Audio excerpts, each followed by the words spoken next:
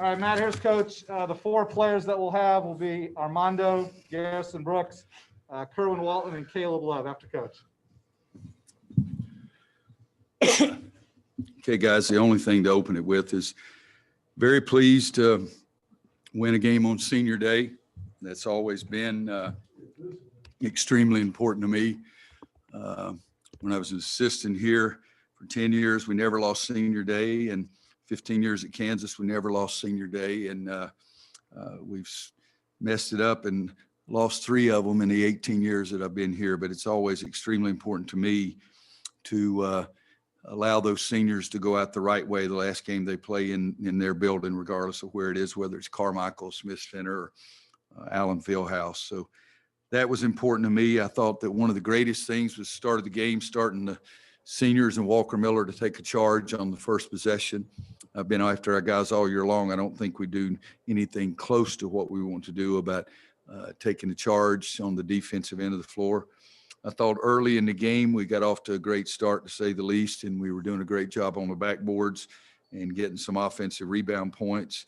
And then all of a sudden we quit. Well, I think we only got one. I think Armando got fouled once in the second half. Is the only time we got an offensive rebound score. But we shot the ball in the basket, both halves, 55%. They missed some easy shots early. I thought that was good for us. Really, if I'm looking down there at the stat sheet, the only thing that gets me a little disappointed, again, is the 20 turnovers and the fact that they pressed us and we were way too conservative against the press. I've always felt like I loved it when somebody pressed us so we could attack, and we did not attack. And a lot of that, even though they're 24, 25 games and 83 practices, they're still freshmen, but we were way too conservative and turned it over way too many times against their press. But we did get the break going a little bit. I've looked down, I see the bench points, 73-7. It's a little it's understandable since we had some guys that started today that haven't normally done that. But Garrison, 6 for 9, 2 for 3 from three-point line. Again, Kerwin Walton, 4 of 7 from three-point line. And I think Caleb's offense in the first half was important to us. And they may have gotten it down to 12 or 13 or something like that. You've heard me before. I don't ever spend time looking at the score. I look at the time, but that's about it. But Caleb made a big drive and made the basket and got a free throw, and it sort of steadied us a little bit. But, it's a win on the last game of the regular season, senior day at home. So we're as happy as we can be. Greg Barnes. Hey, Roy, was there any particular significance to you kissing the court when you left? Yeah, we only lost one game there, and I always thought I loved the home arena and what we were doing. And this year, the home court was not fans. It was the familiarity of the basket, familiarity with the floor, familiarity with the background. And I'd like to go back over and play that Marquette game again, but it's not like golf. You don't get a mulligan. Andrew Jones. Coach, the 26-6 start, you just mentioned something about the rebounding and Walker's charge. It looked to me like the energy was extremely high during that period. What was the most important thing that kind of led to that kind of start? Again, I'll go back and say Walker Miller taking the charge was really big, and they helped us. They missed some shots early and turned it over, but was the score at the game one time 26-6? Were you talking about, Andrew, was that the score at the start of the game? It was 26-6, I think, just under the midpoint of the half. Okay, yeah. I didn't realize that. I was ahead, my team was ahead one time when I was coaching at Kansas in the Sweet 16 game, 24-6 to start the game. And John Clockerty was reffing the game, and they found in the Charlotte Coliseum a bolt that was raised up out of the floor about 1.5 inches. And they stopped the game, and one of my mentors was coaching the other team, was Coach Bob Knight. And we walked out on the floor to see what was going on, and they said they were going to stop the game and fix that bolt. And Coach Knight said, could we start the game over with a few other words mixed in there? And so that gave us all a laugh at that time. But again, I knew that we were doing pretty well. I'm not stupid, but I just rather see how we're playing based on what I see as opposed to looking at a scoreboard. Because in the second half, I was not very happy the way we were turning the ball over, but we still, did all right on the score. But I did not know it was 26-6. The enthusiasm of senior day, the enthusiasm of the last game of the year in the Smith Center, the enthusiasm of what you start playing for at this time of year, I think that led to us playing as well as we played. And we know we didn't play very well in our previous game. Brendan? Hey, Roy. Yeah, you mentioned those 20 turnovers, and yet in the second half, it was never even a single-digit game. What does that sort of speak to about these guys' ability to sort of play through it and get out of their own way to some extent? Well, they need to do a better job of playing through it and getting out of their own way.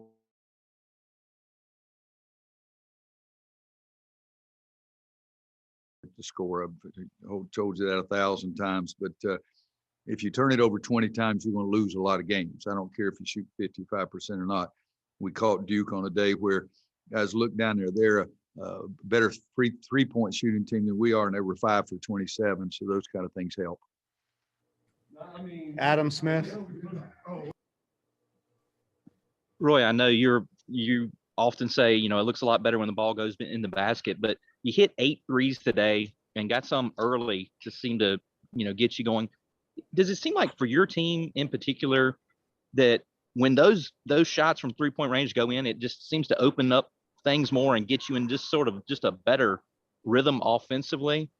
Oh, I don't think there's any question that. It's the reason I say that about when the ball goes in, everything looks better. I think Kerwin Walton, when Kerwin makes those threes and he makes some difficult threes, the whole team gets enthusiastic about it. Garrison made 2 today. One of them was a last desperation shot at the end of the shot clock right in front of their bench. But I've always said, guys, I think you need to have a great mix. We need to have guys who can score inside, and we need to be able to have some guys who can make shots from perimeter, and we need to make free throws. And we got a little bit of a good mix today, and I think that was helpful. Couple more. CL?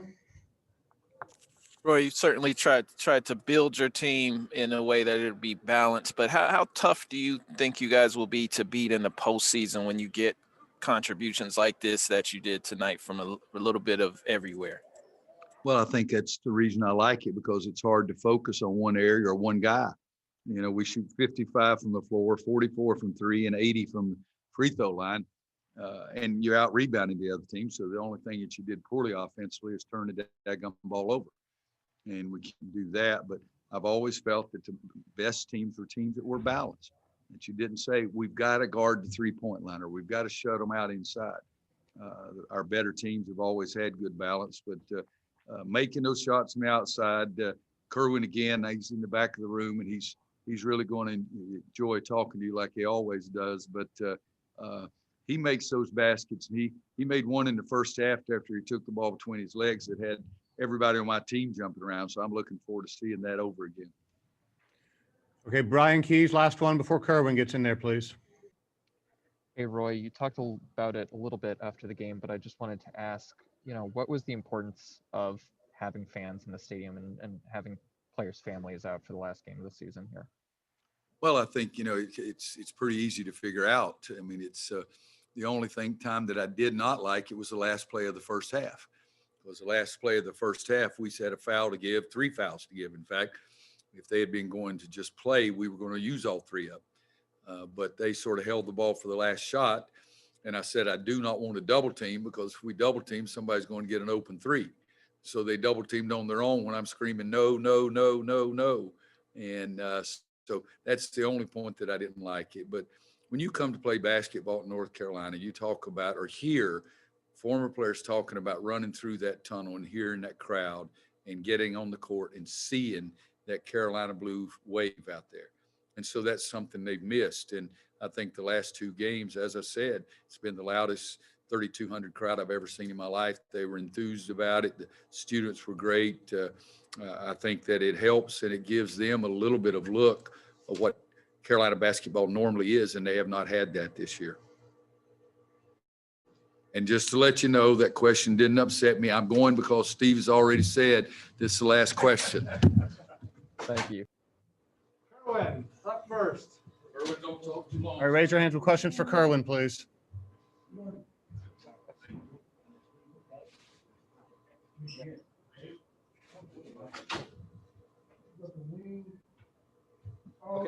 Kerwin.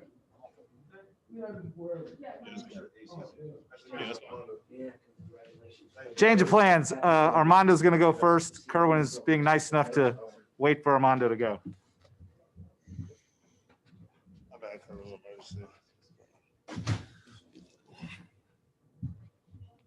Gregory Hall, go ahead. Hey, Matt, unfortunately, we got to keep it pretty quick with Armando. He's got to take care of something. So go ahead. Gregory Hall. Hey, Armando, what did it mean to see Garrison have the game that he did today on senior night and hit those 2 threes as well? I mean, it was just huge for him. All season, he's been unselfish and just been trying to make sure everybody's else good. So just seeing him going out there and just showing all the stuff that he got in his bag, it was great. Greg Barnes. Armando, you've put together back-to-back strong performances after a little bit of a struggling period. What's been the key for you to kind of bounce back the last week? Oh, just not getting too caught up in fouling and letting that affect me, just being mad that I'm in foul trouble and stuff like that, just going out there and playing. Andrew. Hey, Armando, you guys opened up a 26-6 lead about 10 and a half minutes into the game. Was that the best you guys have played this year? And how much higher was the energy than it has been maybe the other times you guys have been near or at the top of your game? I definitely say that's the best we played all year, maybe other than the second half versus Florida State.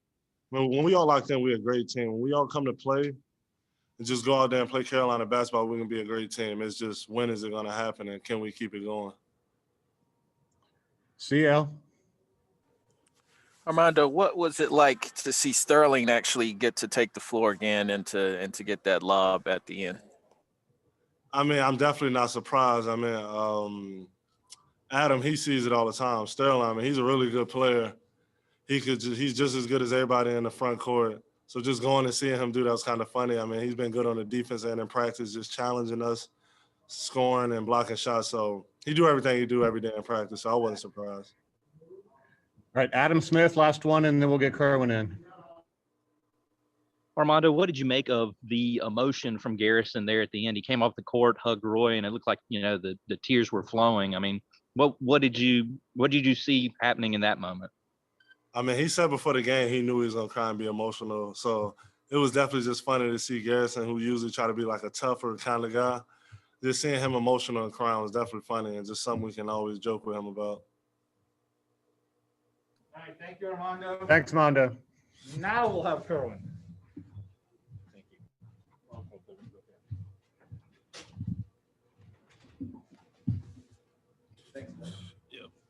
Greg, go ahead. Hey, Kerwin, this team's been on a bit of a roller coaster ride in recent weeks with strong performances and then somewhat weak performances. What's the key to maintaining this level of play that you had tonight into next week? I think it's just playing with a sense of urgency. And as long as we keep our energy levels up every single game, we're going to be fine. When Walker Miller set that charge, that kind of set the tone for us and it gave us a huge energy boost. And it convinced everybody, we can't have just one guy hustling and making big plays. So we all got to make sure we keep bringing the energy for the whole game.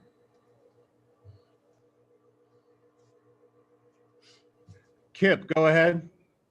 Yeah, Kerwin, what is it about Duke's defense that seems to bring out the best in your team's three-point shooting?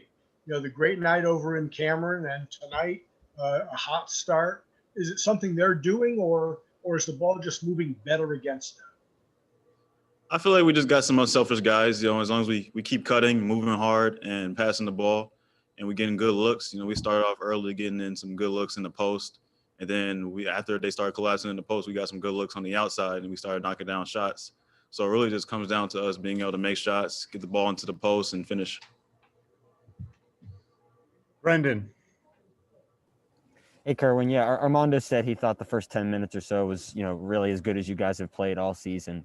Does the feeling of that, you think, could that possibly be a springboard? I know Roy has said, there were springboard opportunities before and that hasn't worked out, but does the feeling that comes with that sort of dominance, can that be finally what you guys have been needing? For sure. It's definitely huge for us. I don't think there's a single person on this team who wasn't excited throughout the entire game. You know, we was all making huge plays, making a bunch of shots, throw some good passes. People was making a lot of hustle plays.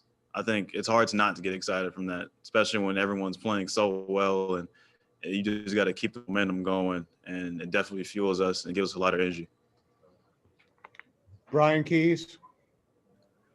Kerwin, from sort of a larger standpoint, this year has been tough for everybody, especially the players with all the things you've been asked to do, not be near people and have this season.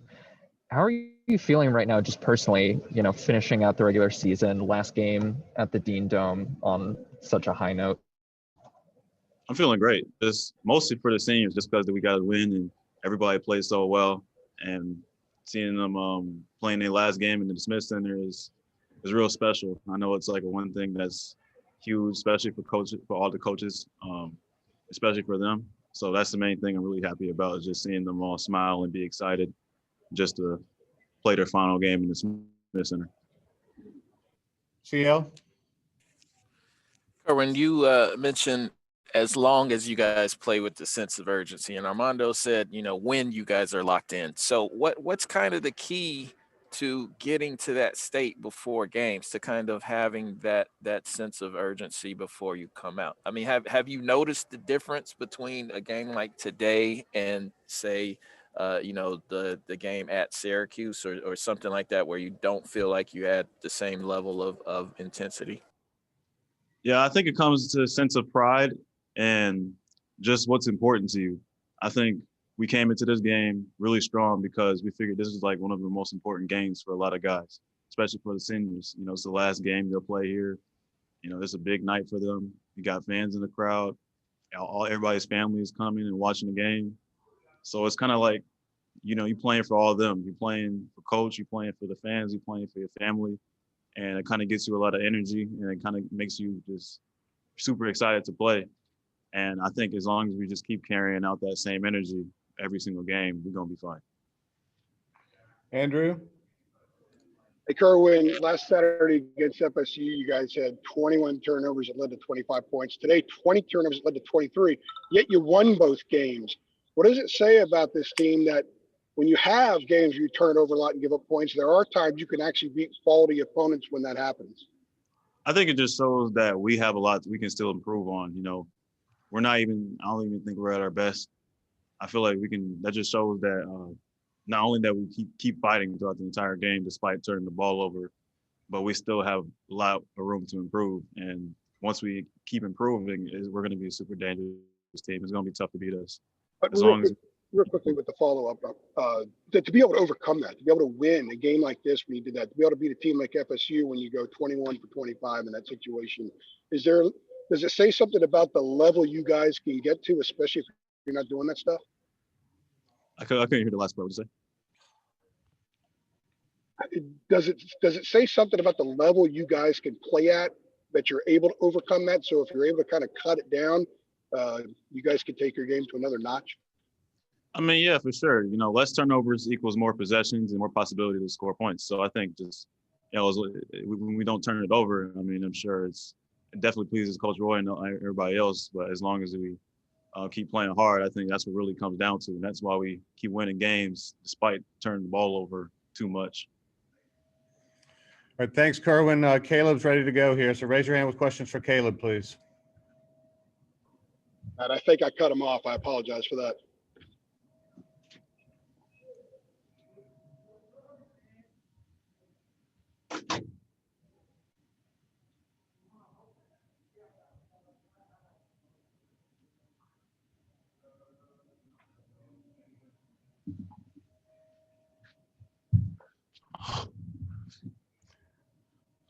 CL, go ahead first, please.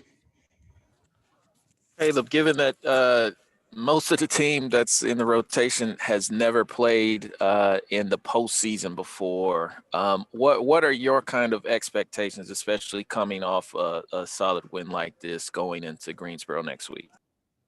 Just not to lay an egg. Like we always take like 2 steps forward and one step back. So just not trying to lay an egg.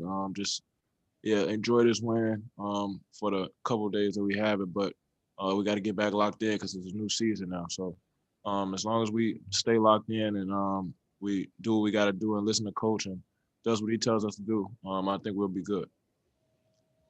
Brendan, go ahead. Hey, Caleb.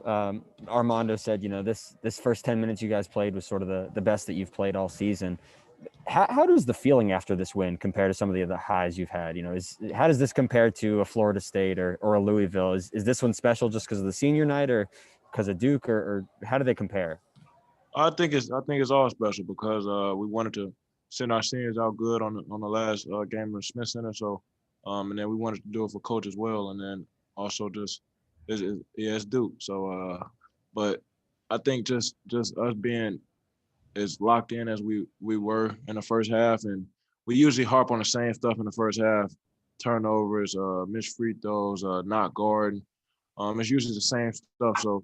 Just going in the game and doing what we're supposed to do and knowing our assignments, I think we're hard to beat. Adam Smith. Caleb, there at the end when Garrison was coming off the court and he was hugging everybody and it looked like the tears were really flowing for him. Were you in any way surprised to see that much emotion or outward emotion from a guy, who's a pretty tough guy on the exterior? What did you make of all that?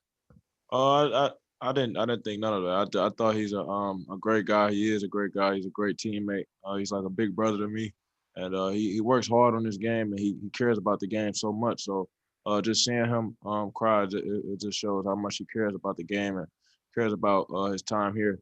And so as you can see, he played his heart out and he had a great game. So I just need that Garrison all the time. Gregory Hall. Caleb, did you know Garrison had a fadeaway three-pointer in his arsenal? No, I did not.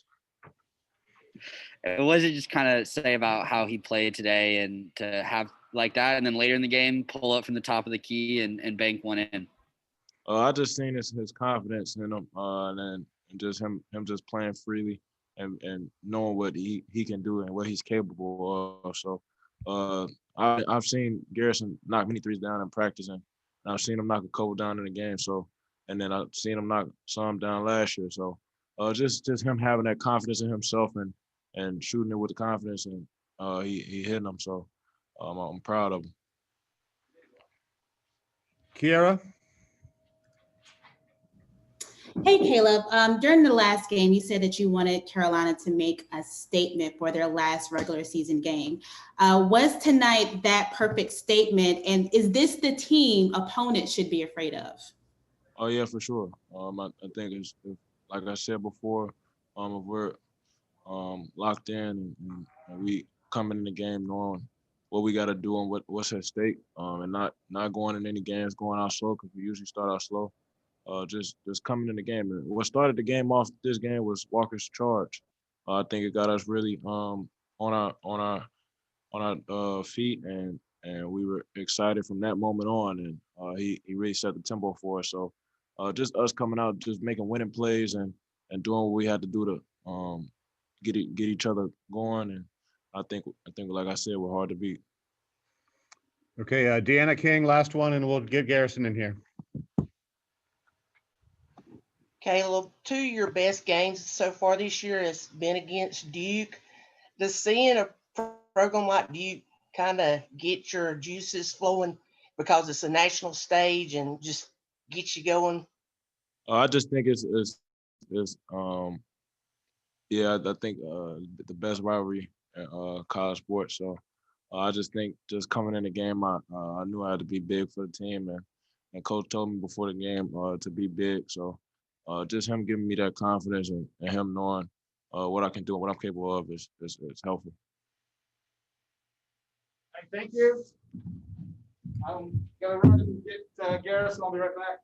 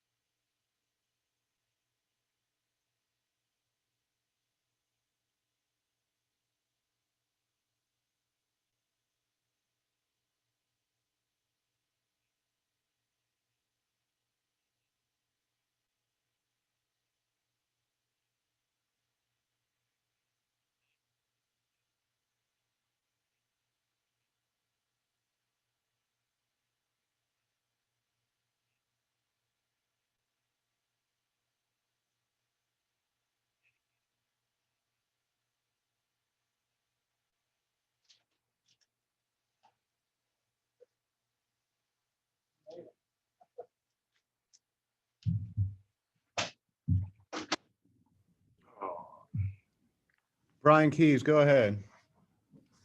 Hey Garrison, I wanted to ask, after everything that's happened this year and just how difficult life has been personally, what are your emotions right now, finishing the regular season on such a high note like that? Yeah, you got to be grateful for moments like these. Can't really think about the tough times of this year and being in quarantine, having to really separate yourself from everyone else. But you just got to cherish the moment with your team. Because that's all it came down to tonight. Cherish the moments with them and appreciate them sending us out the right way. Aaron Beard. Hey, Garrison, you've been a part of a lot of Duke Carolina games, especially with a lot of stakes, regular season championships, high rankings. It's a little bit different this year with neither team ranked, but you guys seem to rise to the occasion and really bring a lot of energy. Did it feel any different to you as far as a Duke Carolina game with a different scenario that way? No, it never does. It's all that game is always going, no matter what the records are, it's always going to be a sight to see. Greg Barnes. Hey, Garrison, on one of those final field goals in the final seconds, you were on the sideline with your arms raised in jubilation and tears were streaming down your face. Is it possible to put those emotions into words? No, it's not real, man. Just think back to all 4 years. Think back to me coming in here at 17. It's just, something I can't really put to words. That's why most of the time why you smile and cry. It looks weird, but it's just something you cherish. I can't be more grateful for these moments. CL Brown. Garrison, it's been mentioned a couple of times by Coach Williams, and I think Kerwin said it too, about Walker Miller's taking that charge to start the game. Why was that such a big boost for you guys? So is it because he's not in there a lot, or is it because coaches emphasize charging? Why was that so special? It's a guy, man. He comes in, works his butt off every day. Just a guy, he cares about his program. He's the definition of Carolina basketball. A guy that comes in, works every day, does everything the right way. For him to get a chance to go in the game and do the right thing, it meant a lot to us. And we couldn't let our energy fall from that one possession. By the way, Walker's standing here. He wants to say something to you, Garrison. Hey, buddy. Hey, buddy. How you doing, man? Hey, that was a great answer. I couldn't have said it better myself.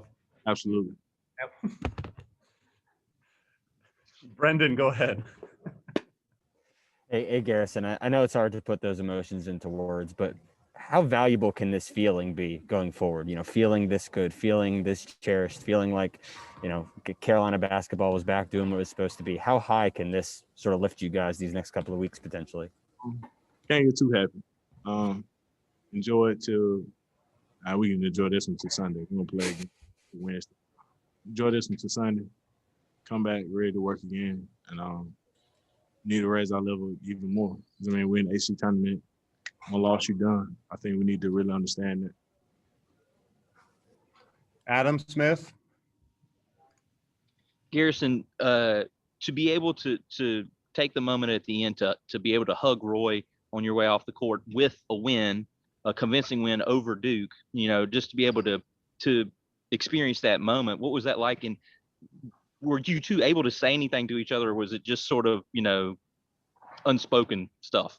Just unspoken, man. Just embracing each other. Both so happy we came out and played what we did, and with a victory.